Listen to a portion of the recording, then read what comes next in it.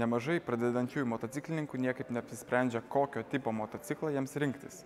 Motoakrobatas Šarūnas iš Utenos Stunt Riders Team papasakos, kuo skiriasi kiekvieno tipo motociklai.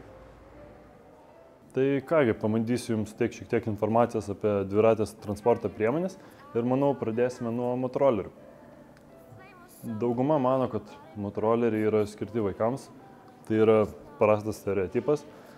Motoroleris yra labai gera transporto priemonė pradedantiesiems vairuoti. Kodėl? Todėl, kad nėra greičių dėžės, yra tiesiog gazas, stabdis, nereikia junginėti bėgių, labai paprasta su juo važiuoti. Jo svorio centras yra žemai, kadangi variklis yra pailgas, lengva su juo manevruoti gatvėmis. Yra daug skirtingų kubatūrų, pradedant nuo 50 ir tęsiant iki 500.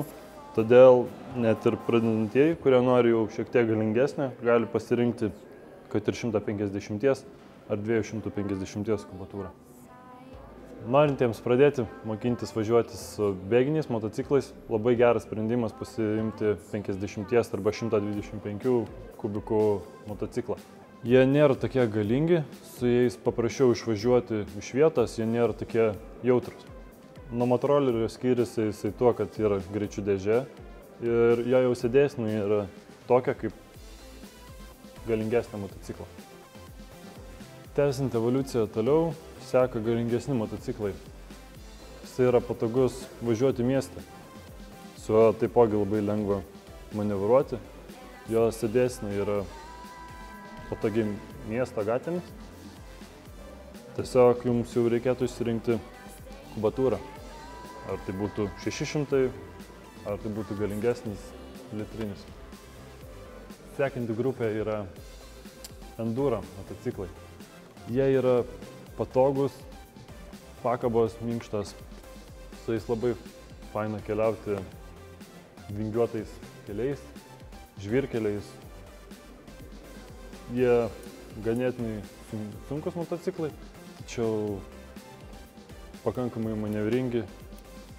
Keliaujam prie Big Boys, tai yra chopperiai, endurance'ai. Su jais labai patogu keliauti, tačiau pasirinkti į gatvėms yra prastas sprendimas, nes jisai yra sunkus, jisai nėra manevringas. Ir kadangi šie motociklai jau skaičiuojas nebe 600 ar 900 kubikų, jie jau skaičiuojas litrom, daleiskim, šis yra litros 800, tai jisai tikrai yra pakankamai sunkus. Tačiau keliauti su juo yra žiauriai faina.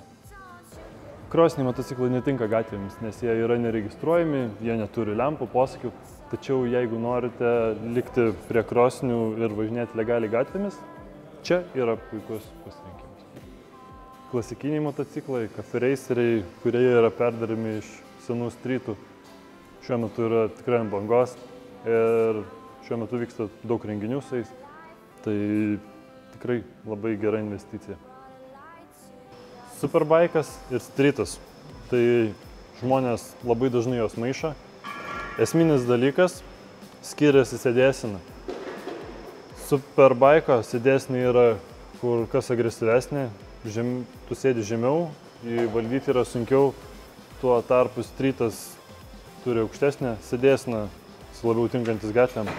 Superbaikas gatvėm tinka mažiau ir jisai yra kur kas galingesnis negu streetas.